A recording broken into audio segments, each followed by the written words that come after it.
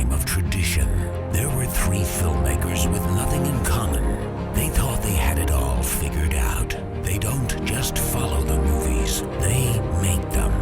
Alexander Pavlak, Mario Silvas, and Jamal Alexander are the makers on film.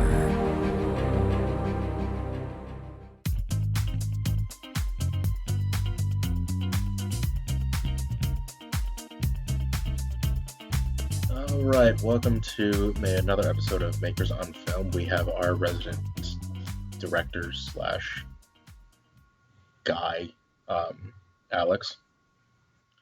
We have our actor slash other brown man, Jamal, and then you have number one brown man, Mario, sound mixer, Californian, living in the world of fleas right now.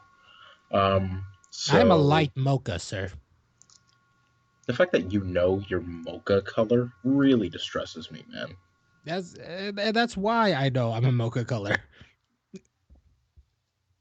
I guess just me being colorblind, it's more along the lines of, yeah. Well, I'm not black or white. I'm beige. All right.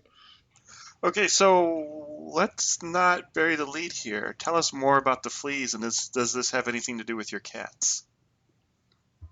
Yes.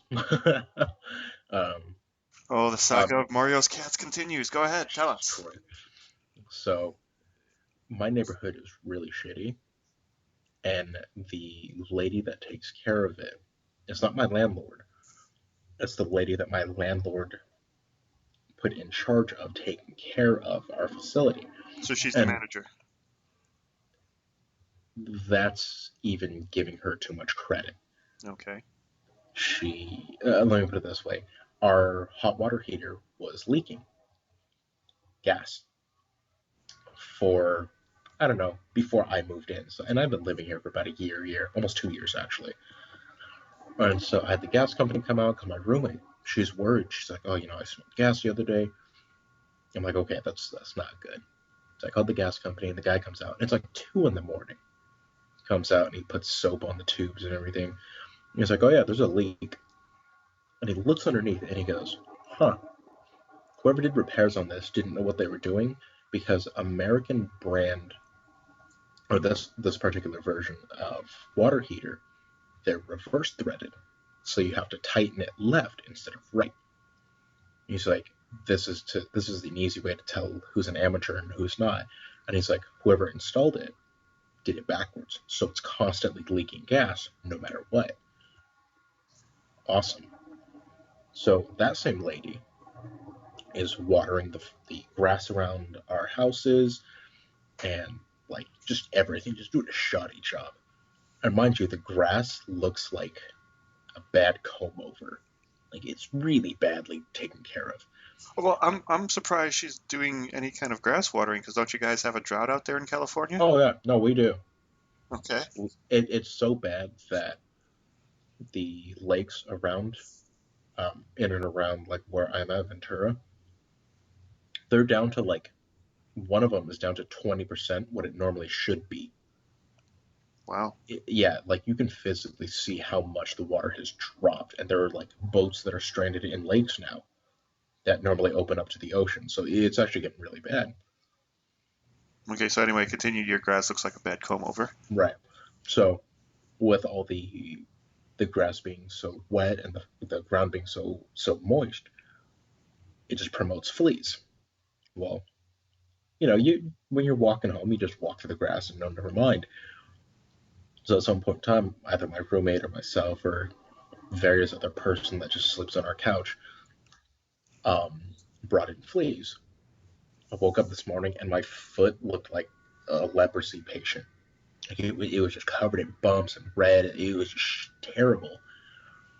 So right now I have probably about half of my room disheveled, covered in borax, which apparently kills fleas and their eggs.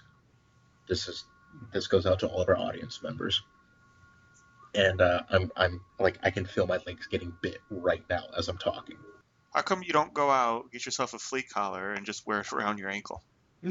Because they don't make them in my size. They're adjustable. You put it on and then you snip off the extra. No, they don't make them in my size. Trust me. You've tried it? Yeah. I would throw some duct tape on it or something. I would not be playing around with fleas. Oh god, it's so frustrating. I did bed bugs for like a year and a half. Oh, Jesus. Bed bugs can survive for 2 years on one bite. Seriously. So they can bite you and then just wander off to some other part of the house and just like chill. And then when they get hungry again in 2 years, they come out. So it is like almost impossible to get rid of them. And any exterminator who'd come out to do it will charge you up the ass because you have to spray literally everything because they could hide anywhere because they don't have to be in the bed at all times. So yeah, that's the kind of hell I'm living in. Right. So, let that be a lesson to you. Don't overwater your grass and, cut it regularly. Let's move away from insects and water shortages and dilapidated buildings. I'm not gonna lie to you. I zoned you two out like after you started talking about bed bugs and stuff like that. I was actually on CNN and just got something really medically fascinating. Have you guys seen? Penis? No. Well, no. That's on a different website. It's on a tiny URL. I think officially what the doctors call what Jamal has is a clitoris. Yeah. It's an engorged Well, clitoris. it's funny you bring that up because I was actually just reading headlines on CNN, and I just caught my first glimpse of Caitlyn Jenner. Oh yeah. Oh yeah, her or her. I guess it's her now. Her. What is it? A Vogue issue or something cover? Yeah, I'm having a. Is that just a lot of plastic surgery, or is that actually what happens when you start taking hormones? A little bit of hormones. Yeah, it's a little bit of hormones, but a lot of plastic surgery. Yeah, because apparently he's done. He did hormone therapy for like a year prior to even getting the divorce from whatever. Yeah, Kardashian mom. Yeah, whatever Kardashian. Yeah. Whatever. Whatever J Kardashian. They're all J names. Yeah, exactly. Yeah, whatever. So apparently he was doing like hormone therapy for like a year prior to that, but didn't tell anybody. And then when he finally, got the divorce and said, I'm gonna do this, I think he just like started doubling his dosages, or I don't know what it was specifically, but it was like day to night.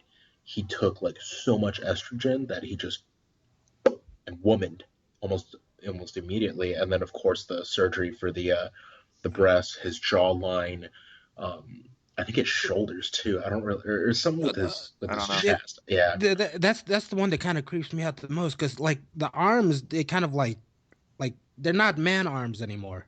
I mean, they're like really slim, like they're feminine arms now. Or you just stop working out and you stop basically doing anything for yourself, and your arms will get like that. A lot of drag queens do that. They will not lift anything up because they don't want to get any kind of muscle or definition to their arms. Yeah.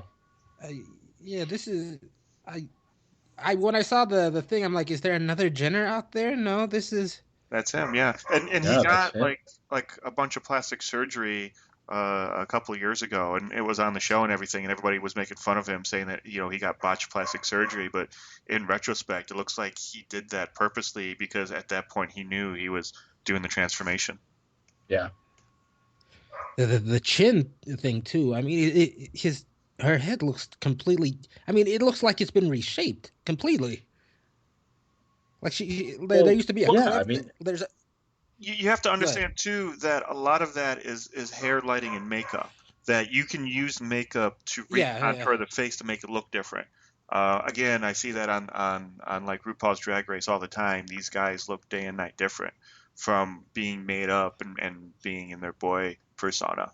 So yeah, there's lighting and makeup and hair that's in effect there as well, because his hair isn't that full and lush. It's kind of stringy, and he's kind of losing his hair a little bit. So that's either a wig, or they airbrushed it, or they filled it out with some extensions or something.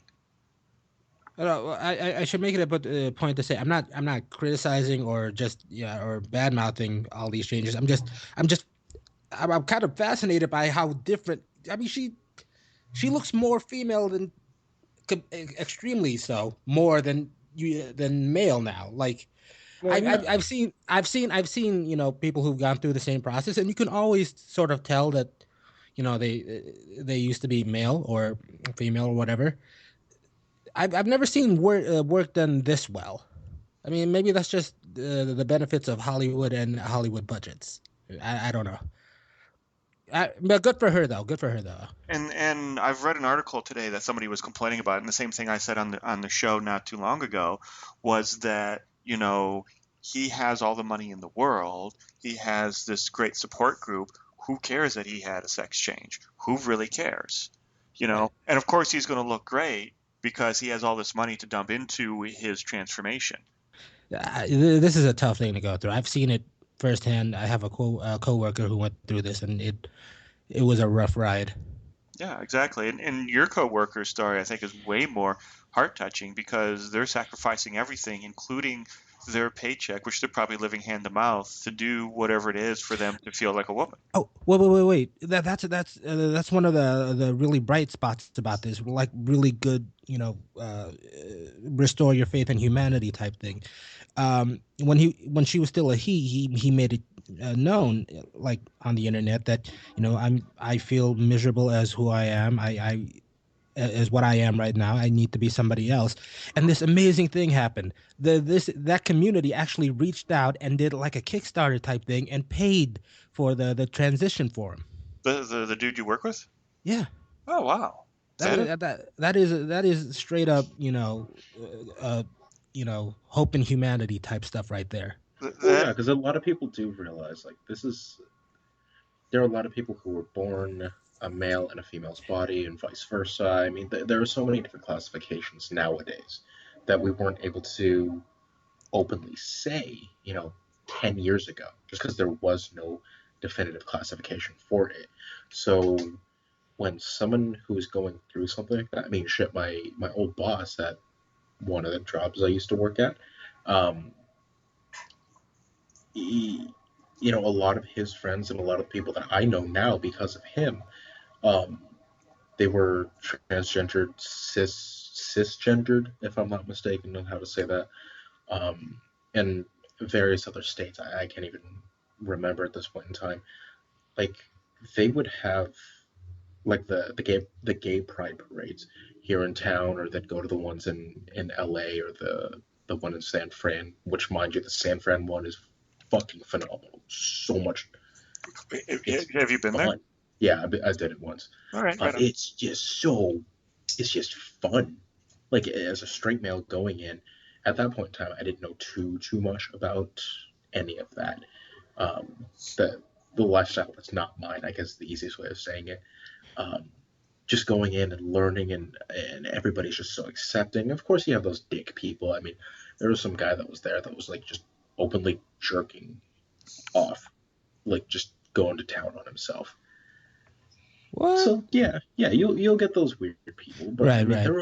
there were a lot of people who were very supportive, and because of knowing my boss, there are a couple of people who I know here in town who, honestly, I had no idea was a dude, but looked like a female, and was so convincing that a lot of the people that were in and around there's this one really big. There's literally only one gay bar in town, so there are a lot of people who they would cover each other, like, oh, don't go to the bar on this day because that's when all of these people come out and they'll take advantage of you. Or like, I randomly got a text one morning at like 4 a.m. It's like, hey, so and so is drunk. Like, it wasn't a number I didn't even know, but it's like, hey, one of your friends is drunk. Would you mind coming down and picking him up because he doesn't have enough money for a taxi? Blah blah blah. I'm like, who the fuck is this? And they're like, oh, your friend just told me to call Mario and like, go through his phone and like call you, and so here I am. I was like, holy shit. So like, they all, because it's such a small community within itself, they learn how to take care of each other more than any of us ever would take care of another person. It's because they've all gone through those strifes. It's so cool that they're willing to be there for each other like that. Yeah, exactly. I mean, just the price of something like, for instance, the thing with my the coworker I have, Yeah.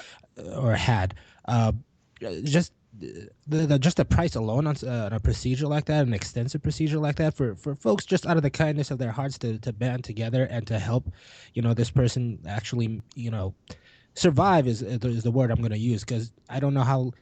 And I said this to people who are less supportive. It's better that he did this than, because a lot of people check out long before they ever realize that. Oh yeah. Right. Yeah. Right.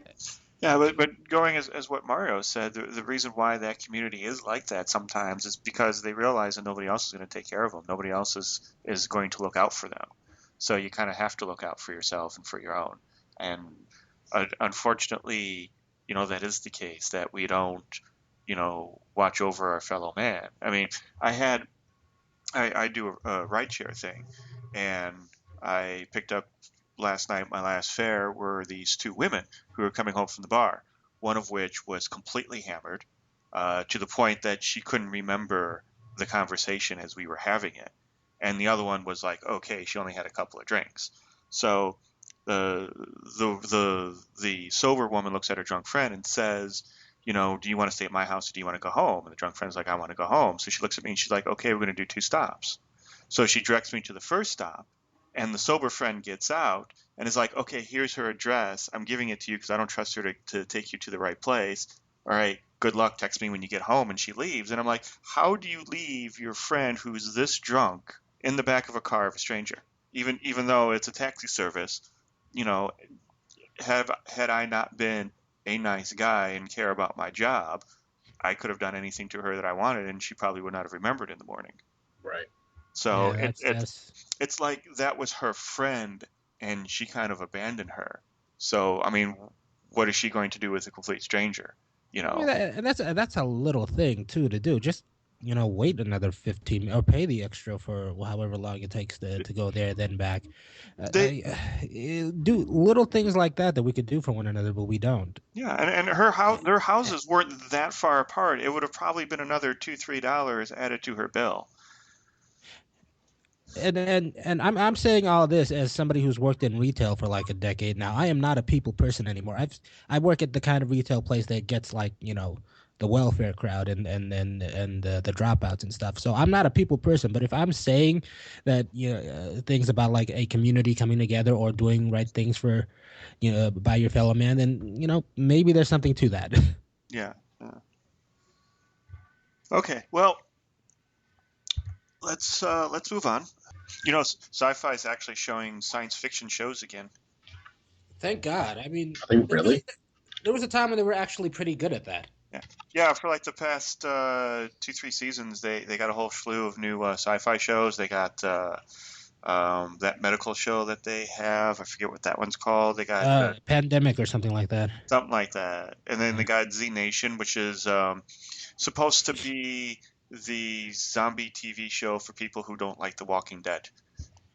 Huh. It's a little cheaper done. It's a little more tongue in cheek. It's actually not too bad. It's got DJ Quills in it, which I actually find kind of interesting, and he plays the military guy, which I'm like, whoa, okay. Yeah. I can almost see that. He does. Not all military guys look like Stallone. No, he's actually in an Arctic base all alone, communicating them via radio. So he's almost like a day player.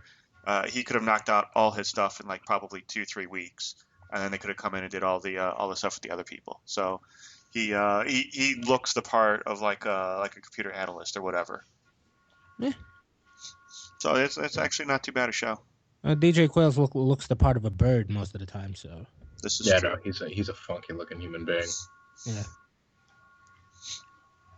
Remember when Sci-Fi was actually pretty good at putting together like sci-fi shows like Battlestar Galactica? Yeah, they've been still doing that, but the person who was actually in charge of Sci-Fi up until like 2-3 years ago was a woman who didn't like science fiction. That makes absolutely no sense. I know, right? And I have no idea why she was put in charge of it, but she was, and that's how come we have wrestling on the Sci-Fi Network. Honestly, she was probably just like like someone like, oh, she does great at her job, and she's, a content editor or something like that she's been doing it for 20 years. Well, someone's like, oh, she's looking for, or, I know someone who's great at management work. And it was probably something like that. Yeah. I don't like that, and I don't like what's happening to Spike as of late. Spike used to be a dude's channel. Now they're starting to turn into TBS or something. Are they really? Yep. But they used to be the Nashville network, and then they changed to Spike, which was funny because right before they changed to Spike, they did like a week-long marathon of all the Star Trek TV shows. Yeah. Nice. And it confused me because I was like, "What? When did hillbillies like Star Trek?" Spike has been kind of like for all guys, like nerdy guys during the day, and then like hillbillies during the night when they do shows about oil riggers and lumberjacks. Do they do shows like that? Yeah, they eventually went very Discovery with their wildest catch or whatever, deadliest catch. I'm sorry. Yeah.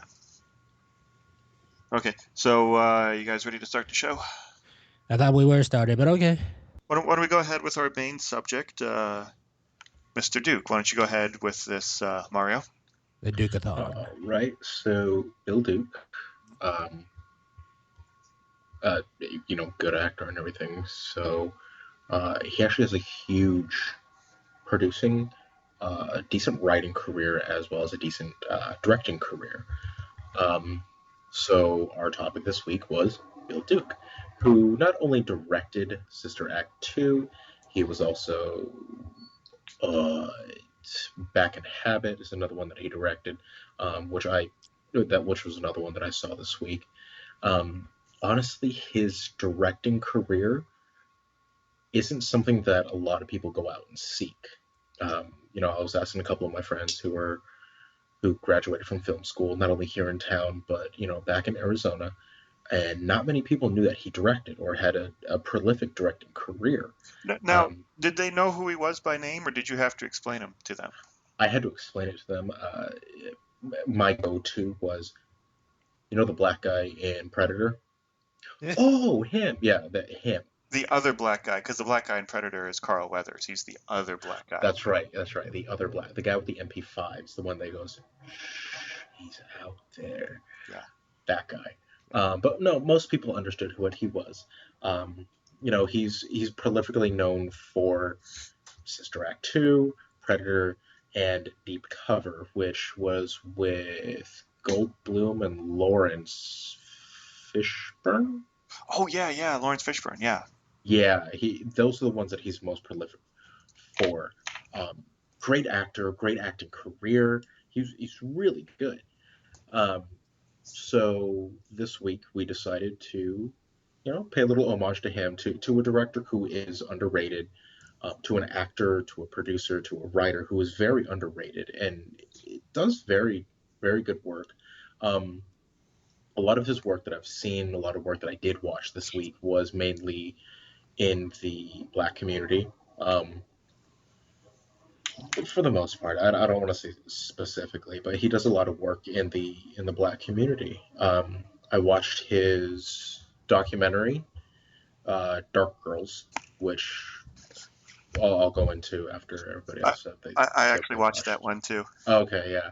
So I watched Sister Act 2, I watched Predator, and I watched Dark Girls.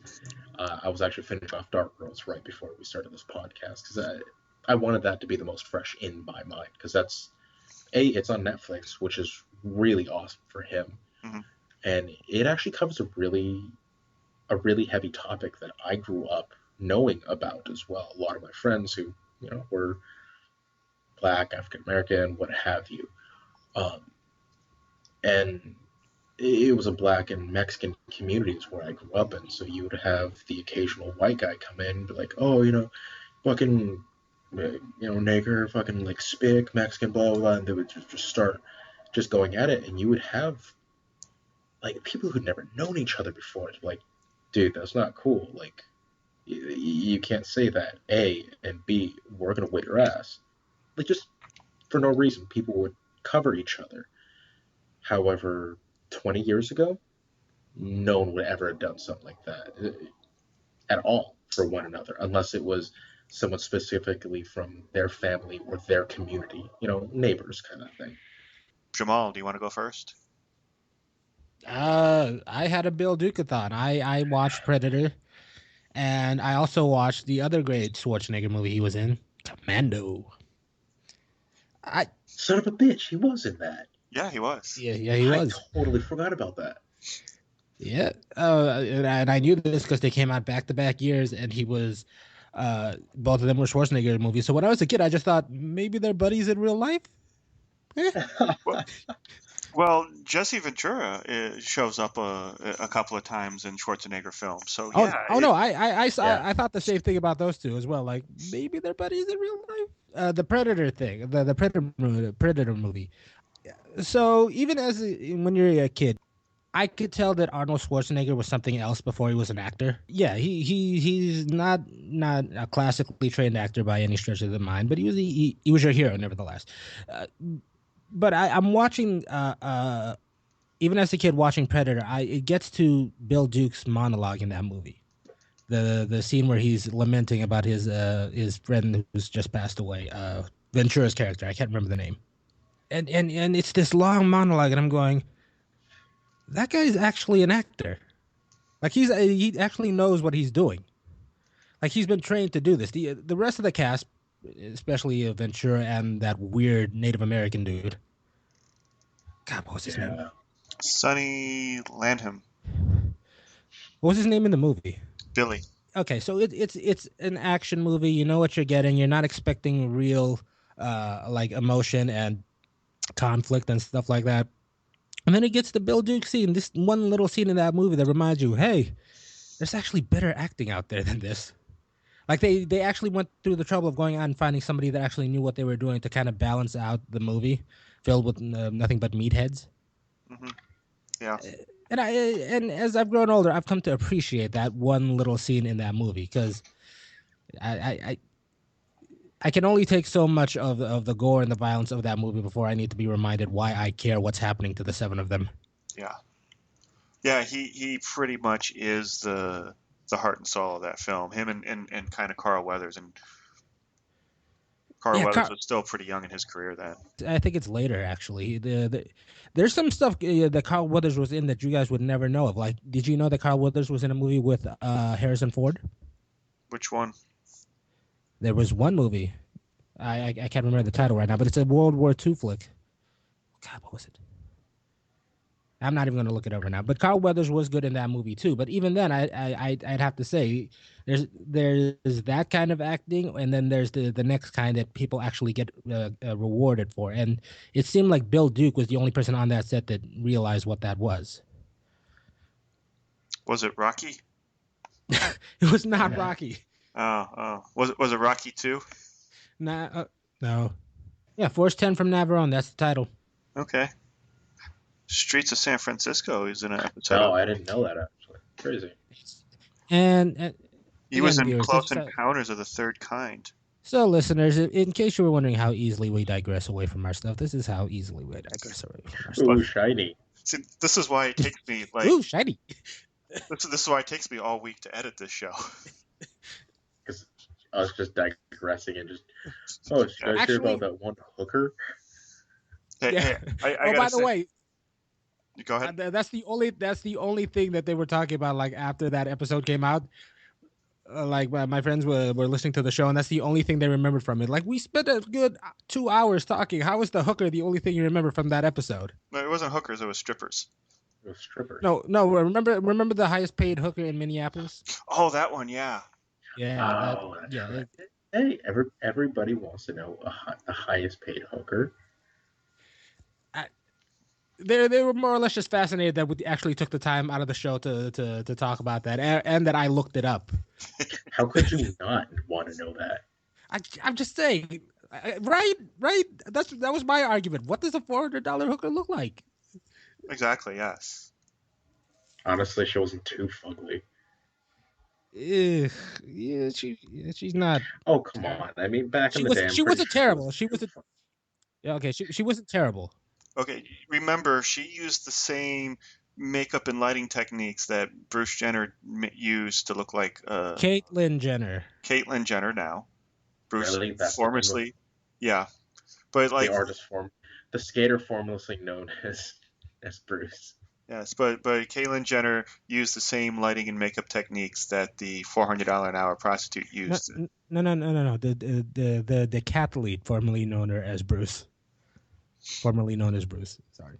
Anyway, back to Bill Duke. Oh yeah. He was in Menace to Society. I get the feeling that this guy actually started off his career as like somebody that really did the classics, appreciated Shakespeare, things like that. But just for the way he looked and his size, ended up getting typecast into these roles that, while they have made him iconic, because who forgets Bill Duke from Predator? I mean, that's pretty much what everybody remembers him for. It's I would hope that he's happy with his career, because and not bitter about the fact that he's a classically trained actor who should have been doing Othello and Hamlet and all of this, and somehow ended up being blown up by aliens instead. Honestly, he's laughing on his bed made of hundreds of thousands of dollars. This is true. He has the ability to just say, you know what, I can do those movies, and he can do them very well. In every single movie that was the mindless. I don't want to say mindless movie, but they were classics. I mean, shit, I watched Rocky 1, 2, I don't remember, in one of my film history classes. I watched Predator in one of my film history classes. Like, we had to dissect these characters and who they were and what they were doing, while while it was at the same time a sci-fi mindless horror movie, or not horror, but mindless action, sci-fi action movie kind of thing. I mean, these are classic movies. They brought about a certain genre of horror and sci-fi and thriller and action all at the same time, from people who were, I hate to say it, are like B-list actors now, but in their heyday were just god among insects. Well, you have to remember too that probably Predator plays every day on some cable network. Commando plays every day on some, cable network. I mean, every time that plays on TV, Bill Duke gets a little richer.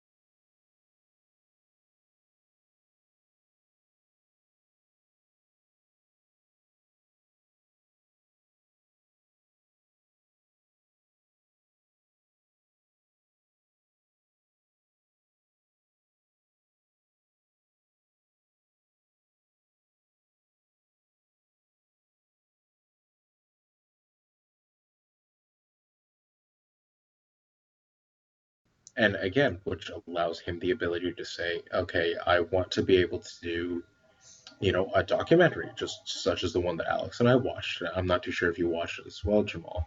I did not know. Actually, I know of it, but I have not. Actually, seen it. I would recommend it. It's 100 minutes long. It's an hour 10 or something. Hour 10. Yeah. Whatever that math is. 70 minutes. Thank you. I don't know how I got 100 in that. So it's really short, and it's very succinct. It honestly, it makes you think about, well, it made me, I should say, think about the type of personality that I was, and if, growing up, if I were darker than what I am, how I would have felt. I happen to be lucky to grow up in the 90s, where it was acceptable to be a different shade. Is the easiest way of putting it. You know, I was brown growing up with a bunch of brown kids. Yeah. What if I were white growing up with a whole bunch of brown kids? And, you know, a lot of my really good friends back home, Alex included, you know, are white people that grew up in a brown community or, you know, living in a brown community now. So it's almost like this reverse colorism is the word that they kept using in that movie. You know, these white people getting ridiculed just because of the color of their skin. And it's nothing that they can control. It has no effect on who this person actually is. Alex is a decent person. For Jamal, the most part. Yeah, I mean, you're a son of a bitch, don't get me wrong, but Thank you. I have a reputation to protect. you know, clearly. And, you know, Jamal, I've only had nothing but good interactions with you as well. But Love all of you that too, is buddy. no, but all of that is meaningless nowadays. But 20 years ago, how would we three even be friends? As somebody that grew up in a place where there was nothing but other people that looked like me, it's I put it this way: when somebody that looked different showed up where I live, because I'm for those of you who don't know, I'm from a third world country, basically. Uh, when somebody that didn't look like us showed up, we pointed it out. Are you? Where are you Hello? from originally? I'm from an island out in the Pacific. Have you ever seen King Kong? Are you from Skull Island? Yes. From King Kong. You haven't seen King Kong? No, I said, are you from King Kong? No, I'm from Skull Island, from King Kong. No, Uh, no. As somebody that grew up in a place where there was just other people that looked the exact same tone as you, like little variations were noticeable. Like I had this friend in high school he was for whatever reason he's pure blooded like from where we're from, but for whatever reason he's just a little darker than the rest of us, and he used to catch hell for it. right. I used to go to high school with this dude who was African American, but he was an albino. I bet that led to some very weird interactions. He understandably kind of had a chip on his shoulder because I'm sure he was ridiculed by everybody just for the way he Oh, I'm looked. sure. You know, his skin tone being, you know, kind of unnaturally white, but still having the features of someone who's, you know, of African American descent. So I mean, imagine his life. Imagine how hard he had to fight every day that, you know, to keep up morale. That's all in the attitude of the person. I'm sure there are folks like that. In fact, have you guys ever seen the movie Blood In, Blood Out? Yeah, of course. Remember, God, what was his name? White boy in the movie. They called him Wero throughout the whole thing. Oh shit.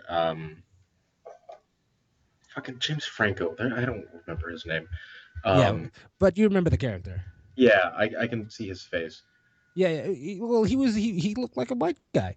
I mean, even he looked like a white guy, but he goes into prison and he's readily accepted. Why? Because he acts like everybody else, and he sort of has a better attitude about, you know, he has a oddly optimistic for a hardened criminal outlook on life about his appearance. So Yeah. I think a little bit of this is just, you know, your own attitudes towards yourself and how you take it and how you define yourself by it.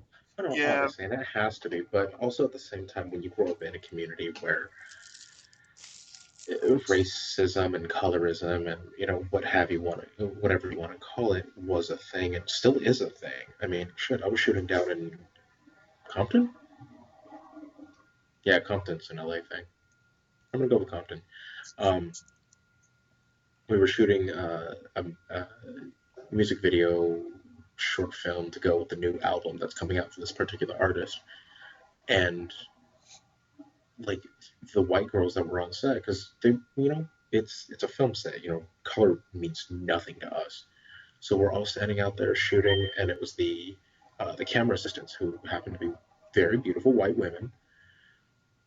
You would just hear people driving by, "Hey girl, what up, girl?" Blah blah, and they're just going on and on and on. And I'm like, what the fuck is? And it honestly made me step back for a second because I'm like, shit, that's right.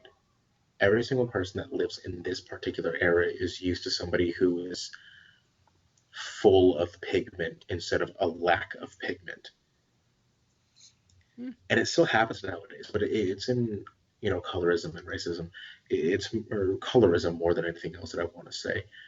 It's happening in more um, secluded sects of where we live. You go downtown LA. Of course, it's going to happen down there. You go 20 minutes just north of that.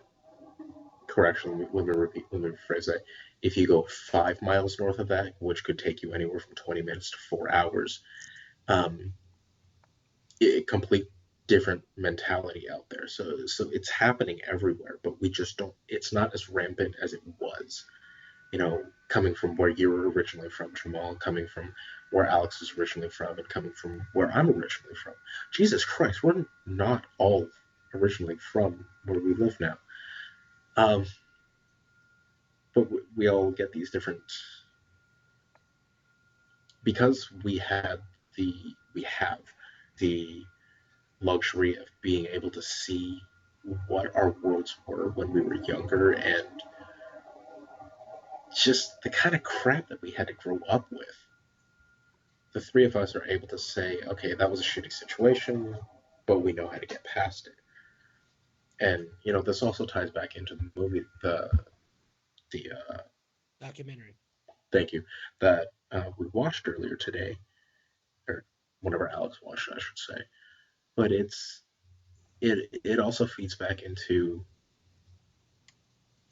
why is this still happening? This also relates back to what you were saying earlier, Jamal, with with your ex coworker, if I'm not mistaken, if I understood that correctly, who was almost ostracized for just being who that person was. There's no point in us. There's no point in us be doing that to each other. We're all humans. We're all living a complex life every single day of our lives, just as complex as the next person. But we have no idea, because we're so self-centric and so just egotistical about ourselves, that we don't realize that you live a shitty life just as much as I do, or you live a life that's slightly better than mine, or you live a life that's way better than mine. But we all still hate each other for no reason whatsoever. I'm not saying we all hate each other, but we have that animosity as well at the same time for no reason, just because you're brown, you're white, you're black, you're ginger. I mean, nobody really likes gingers anyway. But okay. I think we can all agree to hate gingers. Yeah, exactly. They have no souls. All right, viewers, if I offended anybody with my ginger comment, please email us your address and I'll send you $1. Unless you're ginger. Then you get 50 cents. Yeah, but you don't count. It doesn't matter. You don't have a soul. There's something I just thought of right now. The power of context. Like, there's two Jenners. Like, there's another one, like the young one who's on covers all the time. I can't remember her name. But yeah, there's a young Jenner on like always on magazine covers now. I see her every time I walk out into my store to work. Like, she's on this magazine cover or that magazine cover, and she's a beautiful girl. Don't get me wrong, she's absolutely beautiful. But by the end of this year, take all those covers, put them together, and then take the one Caitlyn Jenner cover that she's doing on the cover of Vogue. This is a transgender woman, probably the first ever to do a cover page for a major magazine. Context makes her stand out all that much more. I mean, it takes courage to do what she's done. And this is just me rambling here, but context. I just want to do a little thing about that. Never mind. It's either Kylie Jenner or it's Kendall Jenner. Whatever, but you get where I'm going with this, right? Yeah. Something very courageous is happening with that lady, and I'm very happy for her. Oh yeah, it takes a lot of courage, even at his station in life, to her station in life, to come out and say, this is how I'm going to be from now on. Get used to it. But again, he has a better support group than most. Well, and what I'm saying is the other Jenner, it's just a photo cover. Yeah. With this Jenner, it means something. Yeah, it's a coming out party. This is the power of context, I guess. Anyway, back to the Bill Duke thing. Something else I just thought of at this moment right now. I was talking earlier about how he got typecasted into these roles where he's pretty much playing the tough, the guy that is always sort of like semi-villainish or full-on villainish in the Commando. You know who that reminds me of? Morgan Freeman. His big break was I forget the title of the movie. It was him and Christopher Reeve, and he's basically playing a pimp. Morgan Freeman, who starts off his career taking a Bill Duke role, somehow ends up getting Academy Award nominated roles after it, is able to do classic theater, is able to do all these things, while Bill Duke, for whatever reason, is still doing the typecasted roles. And I think that kind of plays a little bit into the colorism thing. What is so different about Morgan Freeman and Bill Duke? What is the glaring difference there? One of them... Honestly, I'm going to have to say that is up to the producers themselves. They saw something in Bill Duke, and I'm not saying they're both great actors. However, I will openly admit that Bill Duke has a certain acting style comparatively to Morgan Freeman, as an example that you were given. Morgan Freeman has the range and the ability to go from pimp to drug seller to detective to God. And it's so much along the lines that in the industry it's all about luck. It's if you're in the right place at the right time, eating the right hamburger, you can get a job. If you're Brad Pitt, if you're outside the right chicken shop in a chicken costume, and that's a true story, folks, look it up. It definitely is. Yeah, you can get discovered. But you see what I'm saying is that Bill Duke also has a certain, and I hate to say it like this, but he is typecasted, and it's because of the way he looks. I was about to say that it's all the way. I happen to think it's just because of the way Bill Duke looks and the way Morgan Freeman looks. Right. Morgan Freeman looks like. Yeah, go ahead. No, I mean, look at Machete. God, I can never remember his actual name. Danny Trejo. Trejo, thank you. He's a fantastic actor. Used to be an actual gang member, like hardcore, and then decided I don't want to do that crap anymore. But look at his roles now. It's Cholo. It's wasn't he in that last Predator movie where they take him into the hunting grounds for the predators? And I think he was, yeah. Yeah, he was actually. He was the first one killed. Yeah, I forget the name of that actual Predator. It was Predators. With an S, Predators. plural. Okay. Like their version of Aliens. But he is typecast. He is typecasted specifically for how he looks, and that's how the industry works. There are what's his name? Brian Dennehy. He's another one. Bill Patton Oswalt. Patton Oswalt. The comedian. Mm-hmm. They're character actors, and they're the fat, funny friends. Danny Trejo is the scary Mexican with a lady tattooed on his entire chest. There's no way that you're going to make a romantic comedy with him. Bill Duke is the same way. I'm actually really glad you brought in Danny Trejo, so if you guys haven't yet, I highly recommend going out and seeing the remake of Halloween, with done by Rob Zombie. Danny Trejo is in that movie. And in that movie, Danny Trejo is in that movie. And yes, he does play a Mexican who has been in prison at one point in his life. But but he's now out, he's reformed, and he works at the mental institution where Michael Myers grows up.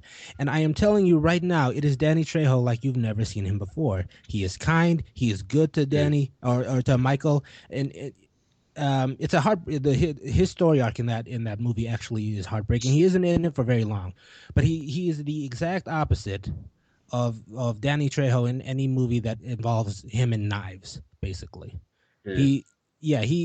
And I tend to think that if you give actors like that have been given those typecasted like lots in life a chance, an opportunity, more often than not, you will be surprised. I think if you give Bill Duke a Morgan Freeman type role, he might surprise you. Oh, I most definitely think he would. Just the same way I think if you give like I don't know if either of you guys have seen JCVD with Jean-Claude Van Damme. Not yet, no. Yes. Yo, that great movie, right? Oh, it's fantastic. His monologue in itself, goddamn. Oh my god, that was such a great Jesus scene. Christ. Actually, I would highly recommend that, Alex. Even if it's like, I've recommended it to him more than once. But you took a chance on an action hero, and I'm saying this, and they should probably do they probably have done this with Schwarzenegger and Maggie, and they probably should do this with Stallone and anything that's actually good. You take a chance on them, and some of them might actually surprise you. Yeah, definitely, and I'm not saying that's not true at all. I mean, I actually can't think of a character to. Out of this whole conversation, all I got was the desire to see Danny Trejo now in a rom-com. You could make it work. I think you can. Do you want to? You know how? Do you want enough BSA? You know how you do that? You steer into the fact that he's typecast in those roles. You don't shy away from the fact that he's the mean cholo in every movie you see. You make a romantic comedy about a mean cholo. Well, what you would have to do is kind of make it like the what's the movie where he's the old guy kicking ass? Badass. Yeah. So you make it like that, and then you add in the rom-com kind of stuff to it, and you make that woman break down those defenses and those walls that he has. There you go. Yeah. That's simple. Yeah. I met the Glow Girls. You remember the Glow Girls? The Glow? I don't remember. Mario, you here? Yeah. Do you remember Glow? The gorgeous ladies of wrestling? Oh God, yes. I met like 5-6 of them at DragCon. Wait. I have a suggestion for you then. Since you bring that up. Yes. WWE Studios produced a film. It's about a French woman, a mom who's I think fighting for custody of her kids, trying to connect with her son, and her son happens to take an incredibly he happens to be a really big fan of professional wrestling.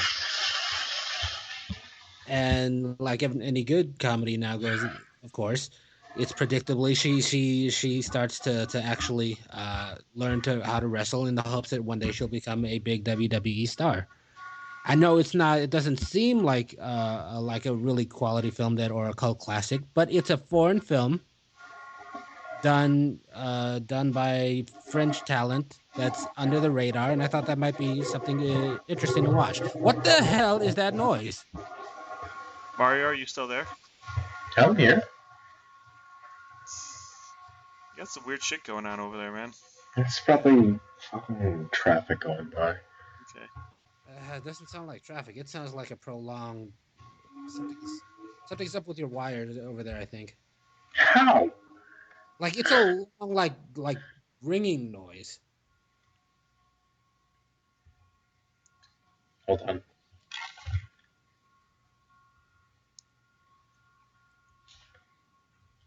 I don't hear anything. Like I took my headphones off. I don't hear anything. Okay, I'll tell you what. I'll do one of my favorite movies of all time. Gospel. No, actually, that's on the list to watch, but I haven't watched that yet. Jesus. It is, well, the American version is called The Professional.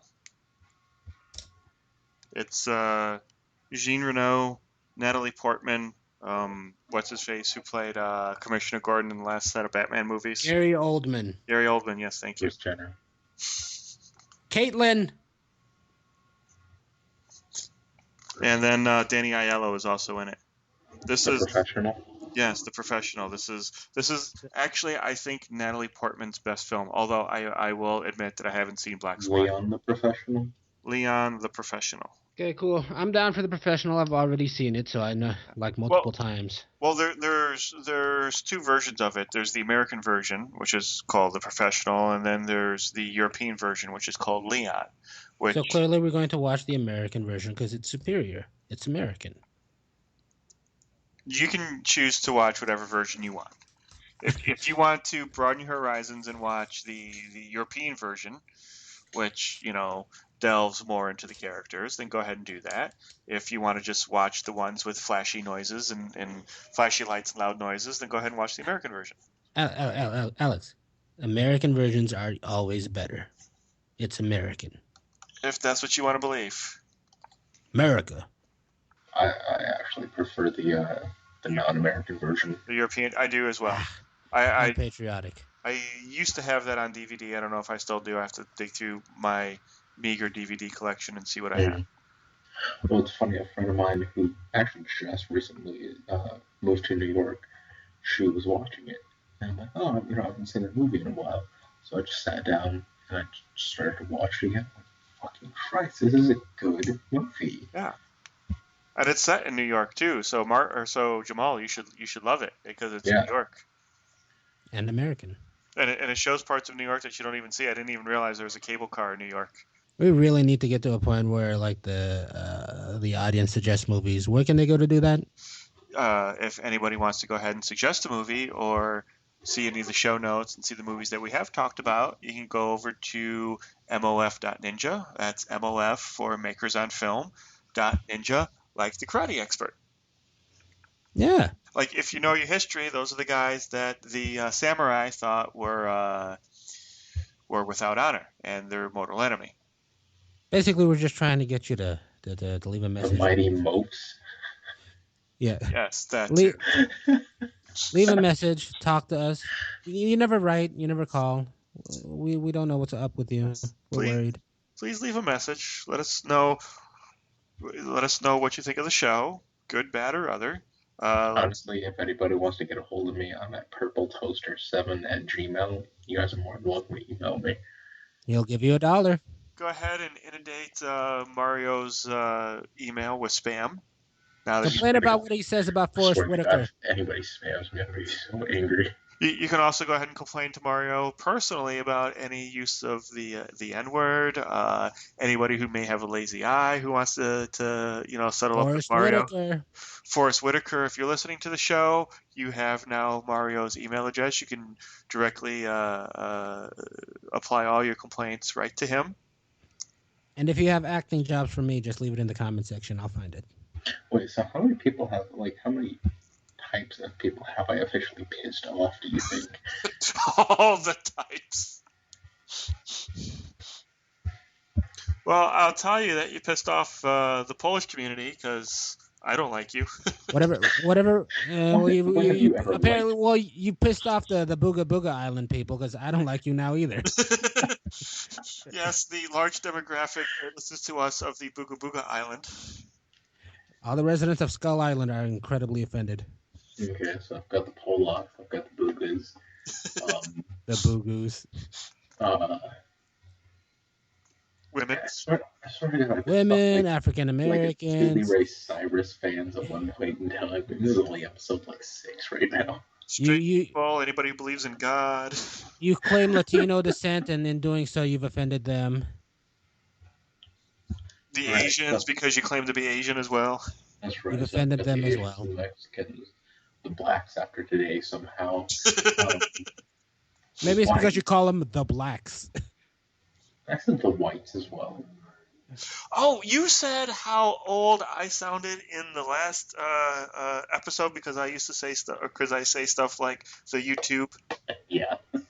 There's nothing wrong with that. I say that too. I was listening to the show because I have to edit it, so I listened to it 6 or 7 times. There is multiple times that Jamal says the phrase "kids these days." I'm pretty sure I say the Facebook as well a few times. You say the Facebook, but you're like, kids these days. I don't know what their deal is. You might as well be 90. Like 27. I'm like. I think he's the youngest out of all of us, and he sounds the oldest. No. Where's my hair? I was thinking about this while we were recording this episode. The beginning of this episode sounds like Mario complaining about back in the day.